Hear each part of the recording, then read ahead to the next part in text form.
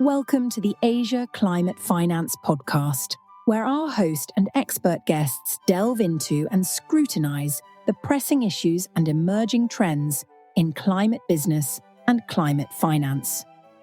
We greatly appreciate your support. Please like, review, and subscribe to the podcast to help us grow and reach a wider audience. Be sure to take note of the disclaimers at the conclusion of each show. And now, here is your host, investor, analyst, and author, Joseph Giacobelli. Good morning, good afternoon, and good evening wherever you are, and welcome to the Asia Climate Finance Podcast. As some of you may know, I personally believe that the wind industry is a particularly important industry in terms of growth and investment in the Asia-Pacific region. So every year, we have one episode discussing the short-term and long-term outlook of this particular sector. Our guest is Mark Hutchinson, who has been around the Asian energy markets for several decades and is a leading expert, and now he is with the Global Wind Energy Council. Mark details the progress and challenges in some specific countries, particularly Japan and South Korea in East Asia, and Vietnam and the Philippines in Southeast Asia. The conversation also touches on the impact of geopolitical shifts, the rise of digital solutions, and some other areas. If you want to listen to previous episodes looking at the global wind industry and listening to Mark's insights, that would be episode 2, episode 29, and episode 45. Please do enjoy the discussion, and please do email us for suggested topics for future episodes as well. Thank you. Hello, Mark. How are you? And thank you so much for doing this again. I'm good, Joseph. Thanks for having me. I always enjoy having these conversations. Well, I think it's very important to have an update once a year with what's going on with offshore wind for reasons that you know much better than I do. But for those listeners who have not heard about who you work for, the Global Wind Energy Council, could you just tell us a little bit of background? Sure. So the Global Wind Energy Council, or GWEC, is the global trade association for the wind industry. We represent all the major OEMs globally, including the Chinese, Western, Indian ones. We represent many of the major developers, as well as a whole series of supply chain companies, consultants, engineering firms, etc. All of those who are interested in seeing wind grow. And what about specifically in Asia, Mark, given that you're based in Asia? Sure. So in Asia, what we focus on, first of all, we have offices throughout Asia. We have offices in China, India, Vietnam, Philippines, Korea. We've just hired a country manager in Japan who will start next month. And our Asia headquarters is in Singapore. So we have pretty broad coverage across Asia. It seems that, correct me if I'm wrong, but since the last time we spoke, it seems that you've been expanding a little bit. Absolutely. We have definitely been expanding. So we're increasing office size in Philippines because there's a lot of excitement there. There's an upcoming auction later this year, and we've been very instrumental in working with the government, which is our business model. We always engage with government, so we bring together industry and government to try to find solutions to advance wind, in particular offshore wind. We have offices in Hanoi, and as I said, we've just hired a country manager in Korea and Japan, because those are quite critical offshore wind markets that we think are really going to be growing. Well, that's music to my ears, because if you guys are expanding, it means the business is expanding. So it's basically what I've been arguing for a long time. The Global Wind Energy Council, GWEC, produces a report once a year, which we've talked about over the last couple of years. Could you just very quickly talk about its purpose and its target audience? Sure. So what we do is that every year we publish two major reports. One is the Global Wind Report, or GWR. The other one is the Global Offshore Wind Report. And in these reports, what we do is we try to provide some thought leadership about how we see the market going, what we see as the key challenges, what we see as the solutions. And we also provide both historical installations as well as forecasts out for another 5 or so years. So 2024, just to give you a little bit of data, 2024 was the best year ever, but only just by a very small margin, less than 1 gigawatt more than last year. Last year was something like 116.4 gigawatts. Sorry, 23 was 116.4. 24 was 117. So not particularly good growth, as a lot more is needed if we want to meet the net zero targets that so many countries and companies have. I think many of you would probably already know that the wind industry has struggled a bit in the last few years. After the Ukraine war started, commodity prices spiked. That hit the industry pretty hard because wind turbines have a lot of copper, a lot of steel, etc. Logistics was also hit pretty hard during COVID. So there were some struggles. I would say, though, that most people in the industry would clearly see that we are on our way up. There's still some challenges, but the bottom was definitely hit, and we are definitely on our way up.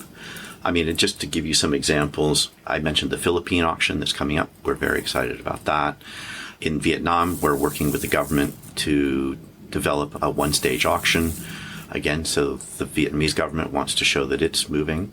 A few months ago, the Japanese government announced some revisions to its auction program to better share some of the risks between the developers and the off-takers. And again, a few months ago in Korea, the Offshore Wind Special Act was passed, which clarifies a lot of the rules and regulations around permitting and other things related to offshore wind, and creates a one-stop shop, the idea of which is the government's going to help the industry to really focus on how to streamline some of the permitting processes, which are permitting is obviously a necessity, but it's also good to kind of make it as quick and easy as possible. And instead of going to, say, 27 different departments and ministries, you go to one that will then coordinate all those permits across the ministry. So a lot of positive steps are taking place in Asia, and so we're very excited about that. Maybe we can talk a little bit about some of the things that you've mentioned with a little bit more detail. So narrowing the focus just on some key countries in the region. I mean, we can't talk about every single country, otherwise this podcast would be several hours long. But perhaps the ones that we could focus on are a couple in East Asia and a couple in Southeast Asia, if you don't mind. In Japan, can you explain a little bit more about what's going on? Because it was a place with a lot of promise on the offshore wind side, but it seems that the number of gigawatts have not appeared in the same amount as original expectations. Is it just red tape? Well, it's a little bit of everything, to be honest. I think what happened early on in some of the auctions, and not just in Japan, but in a lot of places around the world, is there was some initial optimism. And I think what that did is it caused some companies to bid probably slightly more aggressively than they in retrospect had wished they had bid. And so we're kind of working through some of this backlog. But the rules in Japan, the rule change that I mentioned in Japan is specifically intended to do a little bit better risk sharing between the off-takers and the developers. And this to kind of avoid the exact situation that happened, which is the slightly over-optimistic bidding. And then when you actually go to construct the projects, finance and construct, it's no longer economic. So they've had to back out. And so what we do is I'll be in Tokyo next month. We're having industry meeting with government. And the idea is we're going to try to have a workshop to go through exactly these issues and how to solve them. And it's one of these things you have to work together to find the solution. Industry can't point to government saying, fix this, and government can't point to industry saying, fix this. We have to work collaboratively together to find a way forward. And again, that's the way that we typically work. But historically, Japan, in my own perception, maybe I could be wrong, but there seemed to be a little bit more of a private-public partnership, discussion, cooperation, collaboration relative to some of the other countries where maybe it's a little bit more heavier weighted on the public side. Would you agree with that statement that there is a lot of kind of collaborative and cooperation Absolutely. between public and private? Yeah, and every country is a little different, and there's no right or wrong way of doing it. For example, in the Philippines, I would say it's slightly more private sector led, but that's fine with me. What we do is, again, we work very closely with governments to tailor whatever advice we give. For example, when we help countries design an auction, we tailor it to exactly the kind of issues that you're talking about. Right. Then moving on to another East Asian location, South Korea. Could you tell us a little bit about the progress there and the outlook? Yeah, so there's an auction that's taking place later this month. The government has committed to holding at least annual auctions going forward. And the idea behind that is they want to create a continuous pipeline. So for a couple of reasons. One, that the developers know that if they bid in one auction, they don't have to wait 2 years or whatever to participate in another. So if they don't succeed in one auction, they'll know that they'll have another one 6 months or a year later. So that's a signal to the developers that please invest in this country.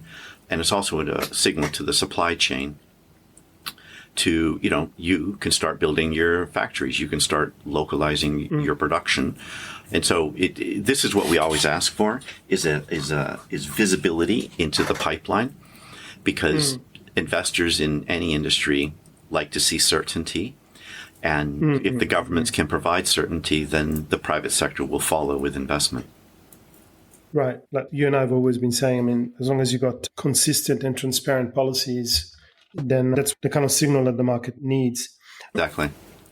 Moving on to a couple of the Southeast Asian locations, what about the Philippines? There's been quite a lot happening in the Philippines, actually, over the past 2 or 3 years, which kind of surprised a lot of people. Yeah, Philippines, and I've said this, I've posted multiple times on LinkedIn. Philippines, there's going to be business school case studies written, positive case studies written about the Philippine approach to renewables, and in particular offshore wind.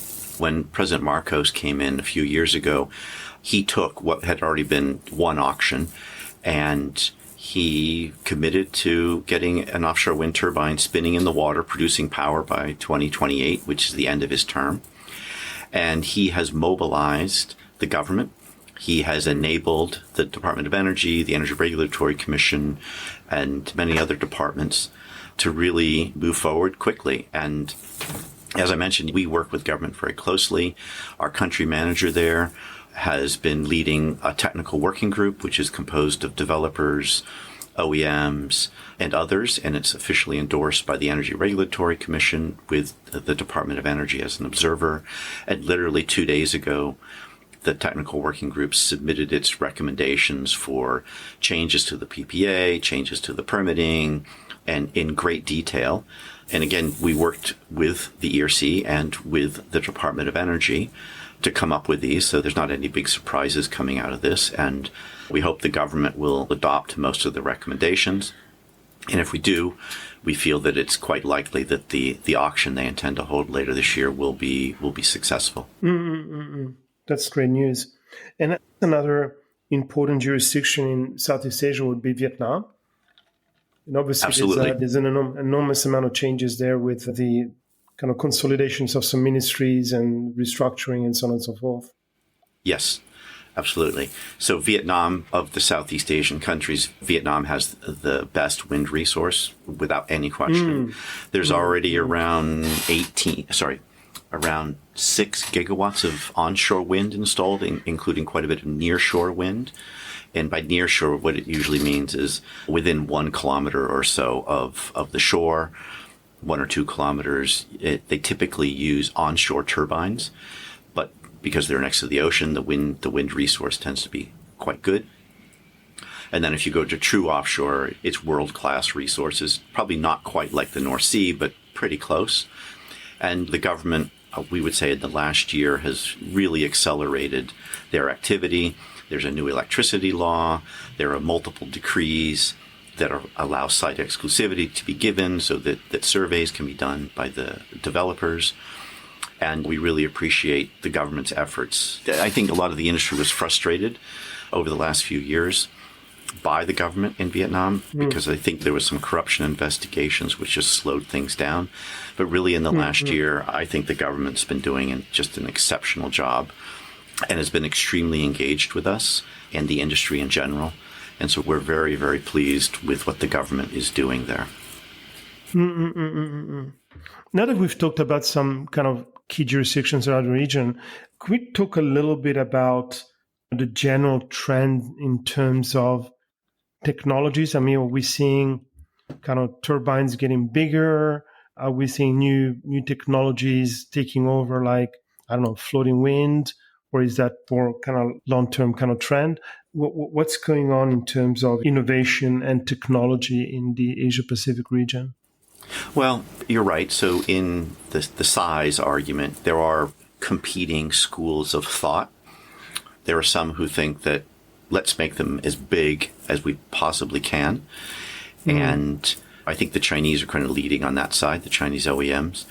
And then there are some others, which are, I would say, more the focus of the Western OEMs is let's really build scale and let's industrialize and let's do mass production to drive down costs, right? So there's competing views. And of course, the larger the turbine, the larger the ship that you need to install. And so if you continue to build bigger and bigger turbines, you need to continue to build bigger and bigger ships. And so there's no right or wrong answer to this. It's just a difference in philosophy. But yeah, you're seeing some very interesting innovations. There's no like aha, gotcha kind of moment where all of a sudden there's this major breakthrough. It's really taking these huge machines, and if you look at the history for gas turbines and other things, you see they just get more and more efficient as time goes on. And that's what you're seeing with wind. You're seeing better low wind speed turbines so that you can go into places like Korea, for example. Their offshore wind resources are good, but they're not super good. And so you're going to get slightly different turbine and blade specifications there. And so what you're seeing is a lot more innovation that goes into matching a specific sort of combination of blades and turbines to match the conditions of the site. So you're seeing some interesting innovations that way. On the floating is, I think, taking longer than a lot of people had hoped. I think some people have called floating the green hydrogen of wind.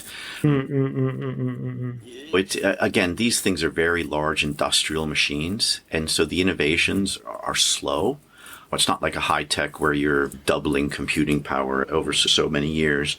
It's a much more incremental thing, and so they haven't really completely cracked the cost and scale part of floating. So I think it's just taking a little bit longer than hoped. But to be clear, in places like the Philippines, Japan, and Taiwan, where the continental shelves are not that big, to really take advantage of the wind resources there, we do need to get floating to the point where it is economically viable at a price that is politically acceptable. Right. So that's more of a 2030s, 2040s kind of outlook rather than anything near term, I guess. A side question, I'm not sure if you know the answer to this one, but I always love to put you on the spot. Is there much happening in terms of digital solutions helping offshore wind? Absolutely, now, because, I mean, obviously the hot topic is AI, but at the end of the day, AI is just an extension of kind of digital solutions and smart solutions. So, do you have any thoughts on that? Yeah, sure. But so what AI does is AI allows a lot of the testing and modeling to be done without actually having to build large, huge prototypes. That's definitely helping. And also what you're seeing in the area of O&M, predictive maintenance, and other things like that is also coming along quite well. So they are these large industrial machines. So again, you're not going to see this high-tech moment, but there you are seeing the application of technology all across the supply chain. I mean, to some extent, it's a little bit like grids, right? I mean, grids at the end of the day is just a bunch of wires going from the power plant to the end user. But if you've got the smarts, you can make them more efficient, you can make them cheaper, and so on and so forth. That's really what we're talking about, right? Yeah. Yeah. And again, maintenance and planning and real-time management of power flows, those sorts of things can definitely help from AI and other technical solutions. Great. One area which I guess has been extremely highlighted over the last 3, 4, 5 years, as you mentioned earlier, is really the cost trends. Could you talk a little bit about that and how you see it going forward?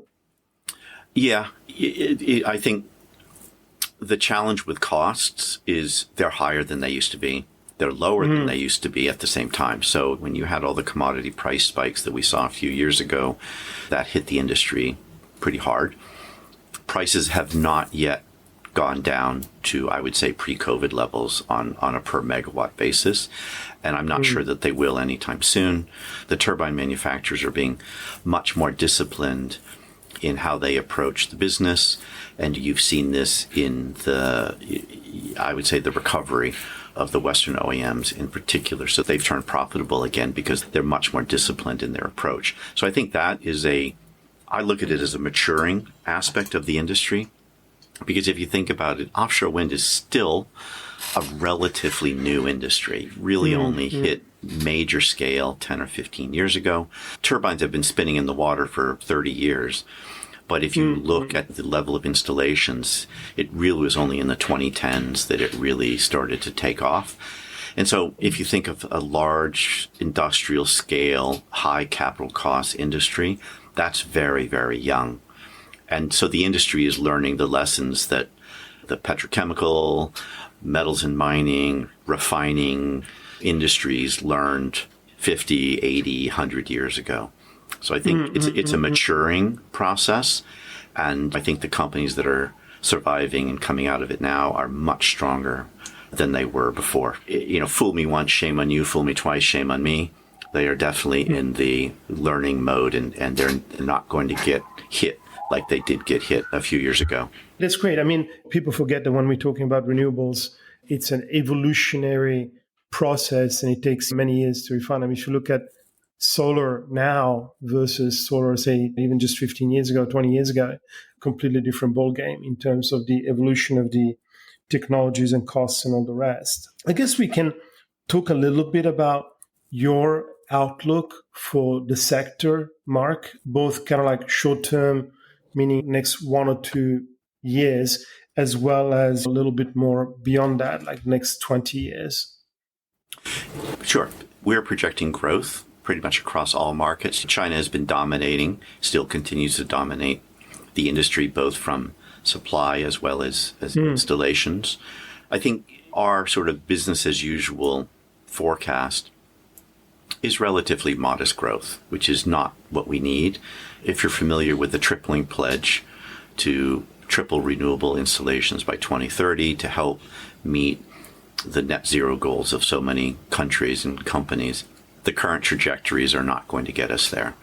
If you look at renewables across the board, solar, wind, biomass, hydro, whatever it is, it's not going to meet the net zero needs of the world. So more needs to be done. And again, this is a lot of what we do. We work at a sort of bottom-up level. We work both at a top-down level, but a lot of the work that we do is also bottom-up. Countries across Asia now have these big targets. And so you go from this high level, hey, let's go to 6 gigawatts by 2030 or 14 gigawatts by 2030 like Korea has.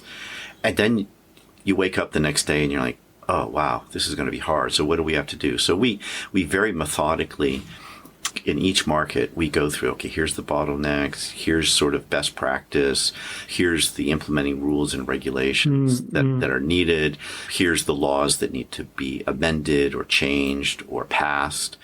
And it's a long process.